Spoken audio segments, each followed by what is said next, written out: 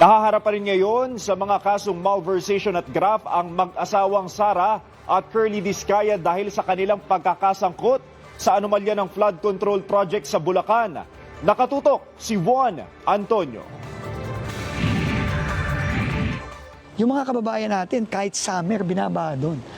Dahil na rin sa kababuyan na ginawa nitong mga taong to. Kasama na yung mag-asawang Discaya. No, so talagang hindi pwedeng hindi managot to.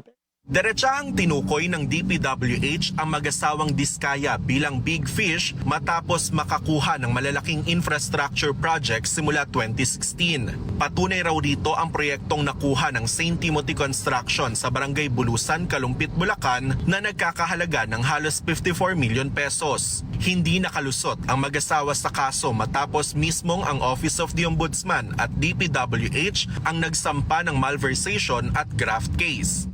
Ang Discaya parang napores yan. Dito sa flood control scam. No, talagang malaking isda yan. At 2016 pa lang nag-ooperate na sila, bilyong-bilyong piso ang kanilang nakalap, ang kanilang ninakaw. Iba't ibang project mula Luzon, Visayas, Mindanao ang kanilang binaboy.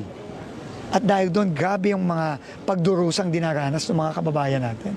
Kagaya sa Bulusan, sa Kalumpit. Kontrobersyal ang issue ng flood control sa Kalumpit, Bulacan matapos mismong si Pangulong Ferdinand R. Marcos Jr. ang nag-inspeksyon sa proyekto. Bumulaga kasi sa Pangulo ang hindi tapos na konstruksyon ng flood control at mahinang pundasyon ng river wall. Bukod sa mag-asawang Discaya, panibagong kaso ang haharapin ni na dating Bulacan 1st District Engineer Bryce Hernandez, JP Mendoza at Juanito Mendoza na kapwa akusado rin ni dating Senador Bong Revilla sa isa pang flood control anomaly sa Pandi, Bulacan.